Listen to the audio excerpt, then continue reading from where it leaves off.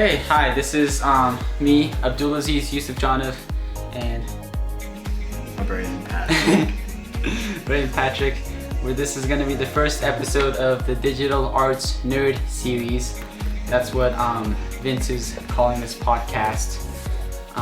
He sent us lots of notes on what we should steer the conversation towards, but he said it's perfectly fine if we go off topic. And so this is produced by Vince and made by us. This is our first take. It took a lot of time setting up. Yeah, we argued a bunch because that's what we do, but We always argue. I think we typically get to a common ground, so. Sometimes. Yeah. Let me make sure my mic is on. Oh my gosh. Don't worry, it's Okay. on. Okay, so if we mess up and lose our thought, then it's all gonna stay raw. We're not we have 3 angles, 3, 1 right there, and so that's all the editing that this is gonna. Oh, looks out of focus. That's all the editing that this is gonna take. No cuts. Okay, so let's get started. So this is gonna be the misunderstood teens of the 21st century. We are not millennials. He says here that I'm 16. September of 2019, I'm 16, so we're not millennials. We're both 16, so. He just turned 16 like a week ago. So we're our generation is called the Generation Z. Okay, let me just read through the notes real quick, and why don't you talk about our high school while I read through the notes? Well, I don't know, where do I start? I mean, we have those I think it's starting to, I feel like in high school, the higher you go up, I think that the more mature people get, and the more I think that the older you get and as you progress in grades, you see how the difference between grades and the difference between the people and how they act. And so for example, I think that seniors are really I don't know, I think that they just act completely different than freshmen, and I feel like this year's freshmen, it's just different. How do you think we act different than millennials and older people, though? Because this is what this whole conversation is about. Well, I think that's completely reliant on what we have as everyday items, because I think that we entertain ourselves different. I think that we act different because we're presented with different kinds of things on the internet, and that we can do a lot of things on the internet. And I think that that's really changed how. This feels like a Socratic seminar during school. Yeah, it really feels like the way, we're. That's what this whole conversation's about, really. They're just at school we have these in English class where we sit in a circle of desks and we talk about topics similar to this. And we jump into talking, and then we have to figure out what we're trying to say while we're talking, because we never really know exactly. Because we just can't stop. Yeah, we can't just stop and say I forgot what it was. But anyway, I think that older people than us, when they grew up and they didn't have this kind of technology and stuff, it was just they behave differently. They entertain themselves differently, and I think that that's really rubbing off on Vince has notes in here about TikTok. Yeah. We were totally gonna talk about that, so I'm surprised. He really did do his research about our generation. Okay, so this is our notes. So, our first big topic that we're gonna go through is social media, and how he gave us this fact that 44% of us check social media on an hourly basis. I find that really low. I think it's more. I find that really low, to be honest. I feel like it would be 90%. Well, you also have to realize there's a lot of people that don't actually use social media. There is a lot of people. I don't know any people other than Logan that doesn't use social media, but that's because his parents won't let him. Okay, so let's see, millennials left to share. I think that statistic, that 44% of us check social media on an hourly basis, I think it should be around, 55, 60. I think that would be more accurate, but I'm not sure. He also says that our generation is more realistic and more independent. What do you think he means by realistic? I don't know. I think that we have higher dreams. I think that we've grown up in the time that we've grown up. There's been so many like jobs that like people want to do and like things that they want to do in life, and I think that we've been really dreaming big. We're a lot bigger dreamers, since I think a big part of that is how our parents and their grandparents, like when they were young, they needed to focus more on survival and like having like making sure. No, it's survive. Yeah, making sure that they actually make money, making sure that they can support people. But then our generation, and like sometimes even between us and our parents' generation, like in the middle, we've been a lot more spoiled. And so therefore, we have this idea that we always have money coming in, we always have food on the table. So that in a way allows us to dream bigger and dream of more extravagant career goals and opportunities. Although I think that a lot of our generation takes control of that, takes advantage of that. I think that sometimes it's like worrying to see how many hours people spend on their phones, and like how many hours people spend money too. Like a lot of our generation, they go and spend money, and they spend money on food, and Abdulaziz and I are like, where are you getting all this money? And they're like, work. And I'm like, and you're spending it all on food? Like, I feel like people are making really bad financial decisions, and that's something that kind of worries me about this next generation. Because obviously we're perfect. Yeah, totally. Because he's saving up for a very expensive camera, like a camera setup. It's in the thousands of dollars, and I'm also gonna start saving up for that same setup. I also have a job right now, and I have money from working for Vince, and I have Patreon. So I have a few income sources, very little, but it adds up, and I'm literally spending all of that money onto furthering my that's kind of, I think that's what we're doing that really well. In the meanwhile, other people go out to eat every day. We stay at home, or not home, but at school and eat lunch. Yeah. He says here that millennials love to share versus the Generation Z, us, who loves to be entertained. Millennials love to share. I'm guessing probably on social media, because they're the ones that kind of started Facebook. Can you go check that focus real quick? It's in focus. I focused it. Are you sure? Yes. Yeah, I focused it. Okay. Scoot back a bit then. Okay, right there. Yeah, that looks a lot better. And that he gave us the fact that 95% of Generation Z watch YouTube daily, and that's really not surprising. We have nothing to do. That's just because there's there's everything. There's something for everyone.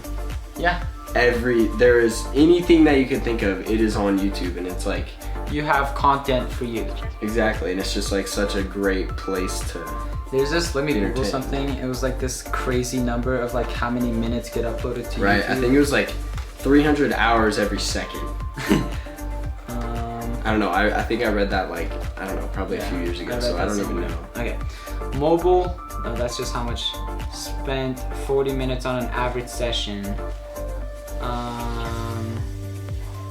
This doesn't say. Hold up. You can talk about stuff, I'm Googling it. Nope. Now your turn. Okay, so I'm gonna move on. 300 hours of video are uploaded to YouTube every minute, it says. And almost 5 billion are watched on YouTube every day. 5 billion views are, wow. Yeah. How much was that? 300 hours of content every minute that's getting uploaded to YouTube. And I'm some of those minutes, because I do have a YouTube channel, Abdulaziz. He has a really YouTube crazy channel, Bryn Patrick. To think about. Yeah. Imagine there's servers and stuff. I know. Gosh. Attention spans. That's a really good topic. Attention spans have shrunk again with a 12-second average for millennials. And get this, 8 seconds for Gen Z. 8 seconds. Why do you think that is? I think that it's like, that's 100% because of devices we've grown up with. I mean, we've just like been used to being able to like, if we're bored, you just pick it up and look at it. And you're like instantly got some sort of like, I feel safe, you know, I feel like, you know, there isn't I'm not much missing change. out on anything. Yeah. When I'm doing homework, I have to sometimes turn my phone off like completely, because otherwise I realize like I'm taking notes from my psychology book, right? I'm writing down some stuff and it's just like check Snapchat, Instagram. Exactly.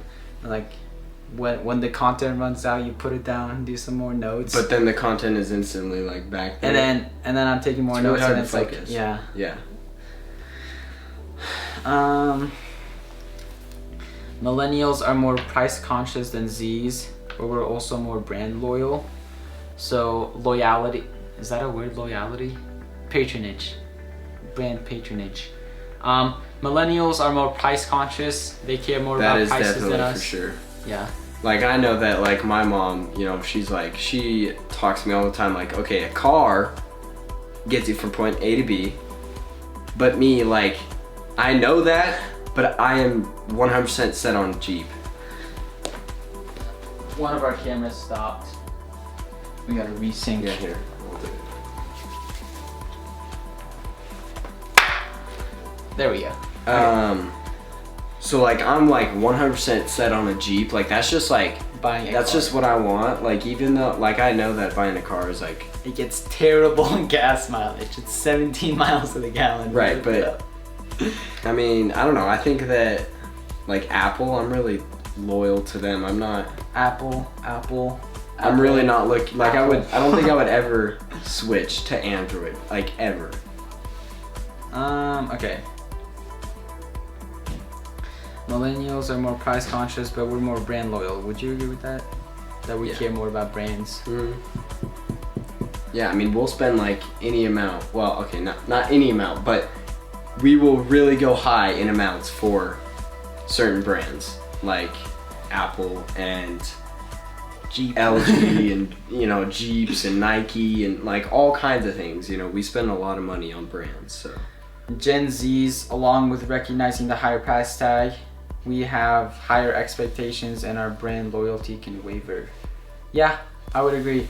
And like, I've noticed this with a lot of kids that I've grown up with, like when they were younger, they were like set on one brand. Like everybody, like the cool kids, all of them wore Nike. And then as they grew up, they like started branching out. They're still wearing like hip brands, but there's like a lot more to choose from now, I would think. Yeah. Somebody's coming now. Hi. We blocked off the doorway here. He's gonna steal the iPad. It's just a prop anyway. Careful. No, don't close it. Alright. Or are you gonna talk? Okay. We have brand loyalty can definitely waver. Like I was talking about clothes, like people wear Vans and Birkenstocks, which Yeah, I think now people like, I don't know, that's what I noticed is like, I remember when I was in like elementary school, I would always wear like athletic, you know, shorts and like a t-shirt and it would be Nike and I would be like, okay, I'm not wearing nice clothes like in high school. This would be our outfit in like elementary school. Nike socks, Nike shorts, Nike t-shirt. Yeah, and exactly, and I didn't want to go any away from there, but once I like started to grow up, I saw other people, like the people above me, wearing like nicer clothes, and I think that like had an influence on me, and so I think that's when brand loyalty kind of starts to waver, is because like Nike doesn't make, you know, like denim jackets or like nice pants, you know. I think that they're definitely an athletic company, so I think that's when people start to find other brands that they like. And so this is what we wear now, like jeans and jackets and whatever. I mean, we'll still wear like athletic stuff just because it's comfortable, but sometimes it's not brand. Honestly, snobby. now I feel like more comfortable in pants than shorts. Like I never wear athletic shorts to school anymore. Yeah. For my Gen Z community, so us, social media and fast-paced technology is our norm. So sites that are slow to load will cause us to bounce at much higher rates. That's definitely fair. So he's saying that everything has to be quick, and so I know this in us too. I think that is definitely true. Like I think we've been spoiled with fast internet, with fast everything. Yeah, fast everything. But at the same time, I think that's also like involving our patience. I think that a lot of people just don't have attention span. Like if something was so slow to load, like I would think to myself, is it really worth to wait this long? And that's when I would click off. Like, or just click off and go to the next website. Yeah. But as Gen Z, I am more open to experimentation as well as entrepreneurial, with most of us having a side hustle. I would say that's not true with a lot of us. Vince is saying that a lot of us like to have a side hustle. Like Brayden and I, that would be all of what you're seeing. This is our side hustle. But most kids, I don't think. Yeah. I would disagree with this point, Vince. A lot of kids, I think they just focus on one thing. Some of them on academics. Honestly, when you see like people go home, typically they hang out with friends, or which like this isn't like all terrible, but like they hang out with friends and like they go to bed that night having done like nothing like to progress their careers. Exactly. Like it doesn't really help them in any like way. And I think that like that's what we do. Like we go home and we like to like be productive, I guess. And I think a lot of our generation doesn't. Like we're already trying to make money doing what we love. And I don't think most kids are worrying about that, and I don't think they have to. I don't think they have to. I mean, I'm doing this because this is fun. I'm not doing this so I can support a family. I'm doing this because I like it. I don't have a family to support. Yet. So I'm glad. Yet. Millennials compare themselves more to their peers and suffer from their parents' cultures, whereas Gen Z values individuality. I would flip that. I think that Gen Z definitely compares ourselves to our peers. Yeah. We really compare ourselves in regarding of popularity, fashion, and we want to be the one that everyone wants to be. You know, we want to be that one that like people wish they were. We want to fit in. Yeah. Whereas, and it's also talking about parents' culture, and for that one, I think millennials are more influenced by that, because I don't think. Yeah, because like my sister, she would, I guess like listen to my mom. 26 years old. You're 26. 22. Yeah, like. She was like a lot more open to like fashion kind of styles, and like my mom would, I don't know, I just think that my mom would, or my sister would really be more open to my family, to my parents' kind of point of views, I guess. And do you think that the millennials value individuality more than us? I don't think Gen Z is trying to have. I don't think individuality is a top priority for generation. I think people Z like kids. to be. I think they like to fit in. Yeah, and be part of like a big group of like friends, I guess. You think I was just having a background thought reading this and how we're disagreeing with it, and I just realized none of the Gen Z kids, I feel like, get their information out there. So like all the articles that have been written about us, probably by millennials.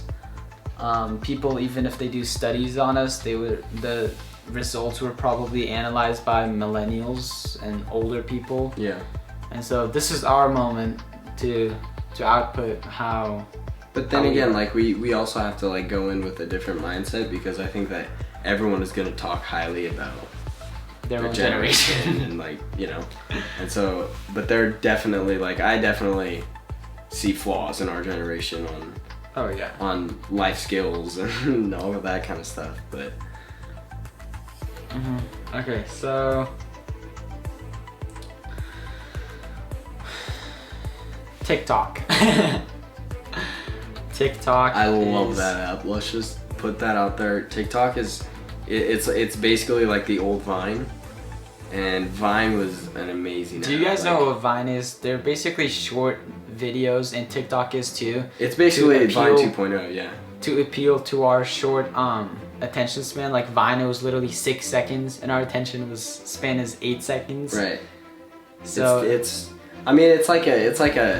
really like a clever app though, because it's like an entertainment, like short little videos, and it just kind of like puts a smile on your face. So I don't think that it's necessarily bad. I wouldn't say that it's like really good, but because it can be distracting, I guess, and like time consuming, but it's definitely, it has like I would say a pretty good impact on the way we feel.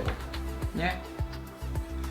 You're saying that this is the YouTube generation because of our lightning fast attention spans and distrust of ads. We focus on attention grabbing videos. A good example of that is a new video app called TikTok. It is great fun to watch and can be addictive. I'm addicted. Yeah. I like it. I mean, we also spend an average of 11 hours per week on our mobile lines. No, we spend way more than that. yeah, definitely. That is wrong. I mean, I spend like on my device, which is actually, I feel like it's low for half of our generation. I spend, I think, like 3-ish hours a day. Okay. Which, like, don't you think that like half of our generation would spend like 5 to 6? Yeah. I spend, I'm gonna leak my... That times 7 is like 21. I'm gonna leak my info almost full here. day. I spend 4 hours, and I think I checked yesterday, 4 hours and 37 minutes a day on average on my cell phone, which is way too high. Right. And so like, you multiply that by 7, that's over like an entire day in a week, which is 4 days in a month, which is 48 days in a year, if I did that math Holy correct. crap. That's a lot. Let's hope you didn't do that math right. I think I did. Okay, so we gotta wrap up here. Any final thoughts? I think we sort of touched on everything we needed to. I feel like we could talk about this a lot longer. Yeah, but I feel like we need some time to think. We ramble. Yeah. So then let's talk more about cell phones then. I feel like cell phones nowadays, it's sort of become a part of us. Like literally we cannot go without it. It's like another limb. Would you agree with that? Just like, especially some of us teenagers, we cannot, I think there's a study that I read somewhere where we can't go like more than 4 feet away from our phones without feeling uncomfortable. Honestly, I don't know. Maybe I'm just like biased towards myself, but I think that I'm pretty good with that. Like a lot of the times I'll leave my phone upstairs, and sometimes like I don't even want to check Snapchat just because it's like so much work, and I'll end up like not even checking social media for like an entire day, and it's like it just like takes out so much like more stress from my day. And a lot of times like I barely look at my phone sometimes during the day, but that was typically during the summer when I had, because now during school I just find myself like not having anything to do. I don't know, I feel like I check my phone way more Now than when I'm in school rather than when I'm in summer. I think we do need to wrap it up. This has gone on for 25 minutes, and thank you for listening to this. Look, and that one watching even this. stopped. Yeah, this camera that we have right here pointing at me, that one stopped Vince's again because it's older and it stops automatically. And so in September 28th, the two of us are gonna go see a play for Vince, and then like make a short little video about it. And so see you then. That's gonna be in October. And this is the time where we plug our channels. We are in Fort Collins, Colorado. My name is Abdulaziz Yusuf Janov. If you just type in Abdulaziz into YouTube, it'll come up, and just as it sounds. Spell it Yeah, just as it Abdulaziz. sounds. He'll put graphics here. Yeah. And then his channel is Braden Patrick. Yeah. Is that it? That's it. I'm done with what I have to say. He said it should be around 13 minutes. Which you're gonna have to edit this pretty well. No, we're not enemies. No, I'm joking. He said it's have it be at least 13 minutes, but it can be more that because he told us that he knows we like to ramble. Yes. So he knows us. We very well do like to ramble. Yeah. Okay, so thank you so much for watching. Thank you so much for listening. I want to share this with some of our teachers. I think that'd be kind of cool. So Do it. Miss Cox. Send it to the principal. Yeah, Mr. Woodall. If you Send it to like the deans or the front office and have them just airdrop it to everyone. Yeah, exactly. Just walk through the cafeteria and airdrop it. Oh, jeez. Okay, so Miss Cox, thank you so much for being a cool teacher. Yeah. I would take psychology, but I'm kind of pinned down with a lot of classes right now, so. That's his excuse. Well, it is an excuse, but. Okay, I think it's time to wrap this up. Thank you everyone for watching. Goodbye.